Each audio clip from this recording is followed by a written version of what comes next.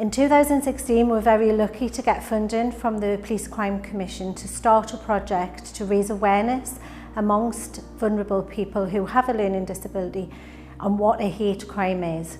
And the area hate crime, disability hate crime, is underreported, and I was working with North Tyneside Council and Northumbria Police is to look at why the reasons might be. So we run interactive workshops because one of the things that we know people with a learning disability don't necessarily identify the perpetrators.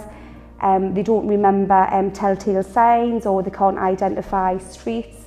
So what we do is we run one-to-one sessions, and we make it in a kind of really fun and interactive way. We do it in a fun and interactive environment where we play games. And one of the things that we do is we have like these cardboard cutouts, and they're kind of dressed up as people. We give people a few minutes to kind of dress them, and then we go around the whole session, and then we then ask them questions about what they look like. Did they have a tattoo on their face? Were they wearing glasses? What colour hair did they have? Because we know that if something did happen, that would jog their memory, so they would be able to give a description.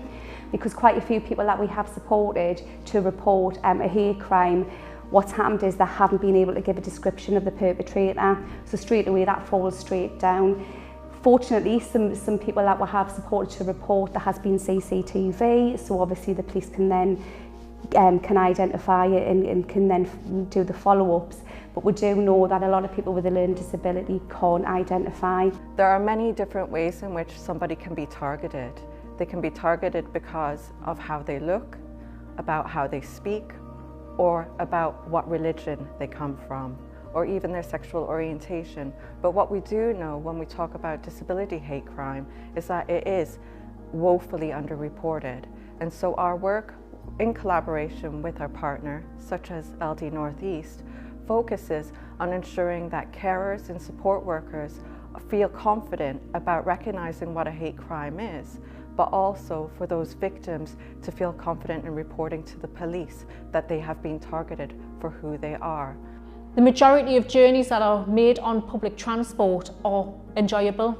There's only the very few that spoil it, and unfortunately when people hear about a bad experience, it does make them a bit fearful of public transport.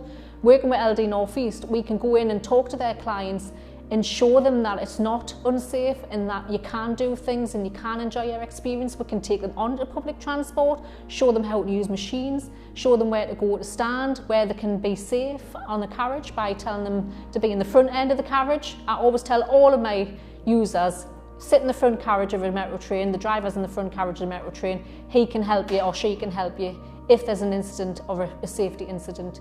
Otherwise, there's the help point, there's emergency help buttons on the trains, there's also staff on stations. Go and tell them what your experiences is so we can make it better for next time. As we take part in one of the seminars, we tend to use language and games to interact with the service users, because everybody has a different level of understanding, and it's important that they understand what is a hate crime, what is a made crime, and how it might affect them. But more important than that, it's really important how to express to those clients how they can come forward and be identified as a victim, who they can trust, who they can tell, and how they can report it. Because unfortunately hate crime is massively underreported. I was at the bus stop one day waiting for the bus to come up to LD. There was a group of lads come up to us asking me for money. And they were standing right in front of us, so I couldn't get off the seat. And at the time I did own a mobile phone, and I said to them, if you don't get away, I'll call the police. And then they just started swearing us, and they spat on my coat. It was a horrible experience. The other day I had a phone call saying that they were the police, and it was they phoned up to say I was going to get arrested, and they were going to give us, I had to give them bank details and stuff, and I was really upset and shaking and that. So what I've done is I've phoned the police and told the police what happened. Well, I've had bullying most of my life. Things like, oh, look at her, or look what she's doing, or look at the way she is, and I just don't understand why. It's really important that we break down the barriers, because A lot of the clients have had from an early age ingrained in them that it's all right to be targeted, that it's all right to be a victim, when it's not all right. It can take anything from a couple of weeks to a couple of years to get that trust within some of those service users. So when people say this is just what happens to people like me, people don't believe me, I've been abused, why would I report eggs being thrown off my window? We just need to get across to people that this is not okay and that you should not put up with this level of abuse every time you step out your door for being you. This is what a hate crime is. And people who feel that they've got friends but they're not friends, they're people who are taken from them. I even know a lady who people paid her to steal because they told her she would not go to jail because she had a learning disability. So they would pay her £5 to steal £100 worth of stuff, but she said she didn't want to report them because they were her friends. So our workshop's about getting that message across that these people are not your friends, these are perpetrators, and that's really difficult if you have no one and they're the only people in your life. It's very difficult to get them to report that crime.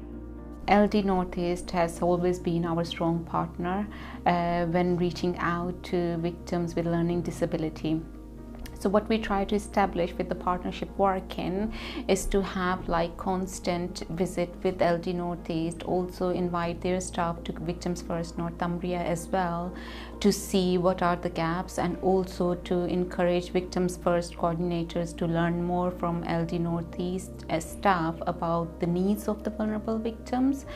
And what that strong partnership has actually managed to increase is to build that confidence that vulnerable victims can come forward and seek support from organisations like Victims First Northumbria. We've had quite a few people that we support fallen prey to text messages demanding money, online, social media. So what we've done is we've worked really closely with Northumbria Police and developed a presentation that we deliver online. Lots of people come and attend, and they can also get the opportunity to ask questions and discuss if they have been victims. And what we'd like to do is continue developing this work and raising the awareness to keep people safe. We need to make people aware that being you is not a crime, but targeting you is. And we will continue to work in this area with local police to make sure that the community is a better place for people and that hate crimes are unacceptable.